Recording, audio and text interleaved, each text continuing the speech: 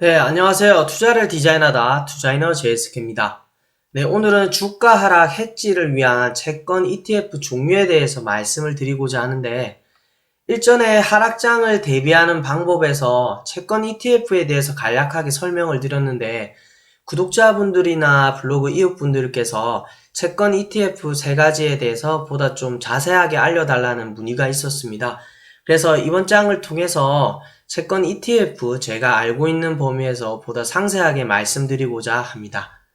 먼저 불확실성이 증가할수록 안전자산의 수요는 늘어나거든요. 오늘 두 가지 기사를 이렇게 캡처를 해서 가져왔는데요. 무역전쟁이 기회, 달러 및 채권을 사들이는 강남 큰손들, 그 다음에 경기 침체, 금융 변동성 확대가 됨으로써 안전자산에 돈이 몰린다.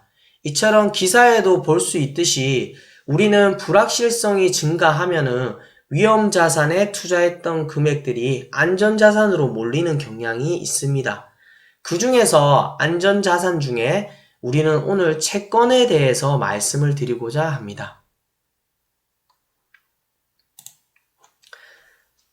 일단 주식과 채권의 상관관계에 대해서 먼저 말씀을 드리면 일반적으로 주식과 채권은 역의 상관관계가 성립합니다. 이 말이 무슨 말이냐면 시계열적으로 제가 한번 설명을 드리겠습니다. 경기가 하락하고요. 대외 위험도가 상승을 하게 되면 일반적으로 주식시장이 하락하게 되어 있습니다. 주식 가격이 떨어지고 위험자산에 대한 사람들의 투자자들의 심리가 위축되게 되면 위험자산에 몰려있던 투자금이 빠지게 되거든요. 근데 인간 본성이라는 게 이 투자금을 어딘가에는 또 투자를 해야 됩니다. 돈이 놀 수가 없는 구조거든요. 그래서 상대적으로 안전한 안전자산으로의 투자가 증대하게 되는 겁니다. 그렇기 때문에 투자자들의 안전자산 선호도가 올라가게 되고요. 안전자산 중에 뭐 금이라든지 그 다음에 채권 등, 그 다음에 달러 등이 있겠지만 기본적으로 채권, 안전자산인 채권에 대한 수요가 증가한다고 가정을 하면 일반적으로 채권의 수요가 증가하게 되면 이 채권의 가격 또한 상승하게 되는 구조를 가지게 됩니다. 그렇기 때문에 주식시장이 하락함으로 인해서 시간이 지나면 지날수록 채권에 대한 수요가 증가하고요. 최종적으로는 채권의 가격이 상승하게 된다라는 것을 말씀드리고 싶습니다. 그렇기 때문에 결론으로는 우리는 주가 하락의 해지 수단으로 채권 투자를 선호하게 되는데요. 그 중에서도 채권 투자라고 하면 우리 한국이라든지 브라질이라든지 인도라든지 이런 신흥국에 대한 채권 투자가 아닙니다. 여기서 말씀드리는 안전자산 채권이라고 하면 일본이라든지 아니면 미국과 같은 선진국의 채권 투자를 말하는 것이고요. 그 중에서도 제가 투자를 하고 있는 미국 채권에 대해서 투자를 진행함으로써 한국 증시가 되었든 미국 증시가 되었든 그 주가 하락에 대한 해지 수단으로 효율적으로 활용할 수 있다는 점을 말씀드리고 싶습니다. 보편적으로 기관 투자자들에 비해서 개미 투자자들은 채권에 직접 투자하기가 쉽지가 않거든요. 투자금도 많이 들고요. 투자하는데 제약 조건이 따르기 때문입니다. 그래서 우리는 미국 시장에 상장되어 있는 미국 국채 채권 ETF에 대해서 알아볼까 합니다. 이 ETF는 주식처럼 사고 팔고 자유롭게 할 수 있기 때문에 개미 투자자들이 쉽게 접근을 할 수 있고요. 오늘 소개해드릴 세 가지 상품은 투자운용사의 블랙록에서 운용을 하는 세 가지 채권 ETF고요. 각 SHY, IEF, TLT가 그것이 되겠습니다. SHY는 미국채 1년에서 3년물에 집중 투자하는 것이고 IF는 7년에서 10년물, TLT는 20년물 이상의 투자를 하는 채권 ETF입니다. 단기, 중기, 장기로 나눠보면 SHY가 단기가 되겠고요. IF가 중기, 그리고 TLT가 장기가 되겠습니다. 이 세 가지 채권과 SPY, 즉 S&P 500을 추종하는 주가지수 ETF와 2002년에 10,000불을 고정 투자했다고 가정을 하고 그 변동성과 수익률을 한번 비교를 해보도록 하겠습니다. SHY는 최종 수익금이요. 2019년도에 2002년도에 10,000불을 고정 투자했다면 최종 수익금이 13,604불이 나오고 IF는 24,449불, TLT는 25,234불, SPY는 무려 45,962불이 나옵니다. 즉 연평균 수익률로 보면은 기간이 점점 길어질수록 그리고 주가지수에 오롯이 투자할수록 수익률은 극대화되고요. 반면 가장 안 좋았던 월스트 이어의 수익률을 보면 오히려 단기 국채로 갈수록 손해율이 떨어지면서 오히려 금융위기 때는 0.21%의 이익을 내는 그런 안정성을 보여줍니다. 상대적으로 IF는 마이너스 6.59 손해율이고요. TLT는 마이너스 21.80%의 손해율을 보이고 있고 주가지수는 마이너스 36.81%의 손해율을 보이고 있죠. 종합하자면 수익률은 기간이 길어질수록 그리고 주가지수에 가까울수록 늘어나지만 오히려 변동성 측면 즉 손해율로 보면은 주가지수가 가장 높고 그 다음 TLT, 그 다음 IF, 그 다음 SHY 순이 되겠습니다.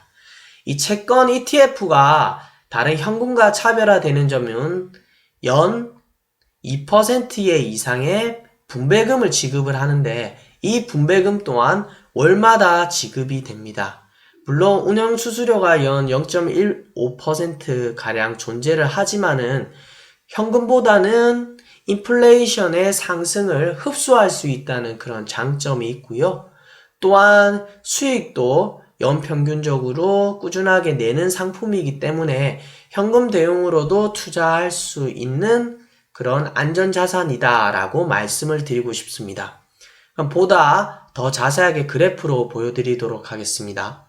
이 네 가지 지표에 대해서 그래프로 보여드리면 앞서 말씀드렸듯이 변동성은 TLT, IF, SHY 순이고요. 채권만 보면 기간이 긴 채권에 투자할수록 주가 변동성은 커집니다. S&P 500 지수에 투자한 거를 녹색 그림으로 표현을 했고요. 그 다음에 파란색이 SHY, 빨간색이 IF, 주황색이 TLT가 되겠습니다. 이처럼 보면은 주가 지수는 가장 큰 폭의 변동성을 보여주고 있고 채권 중에는 주황색이 가장 높은 변동성을 보여주고 있습니다.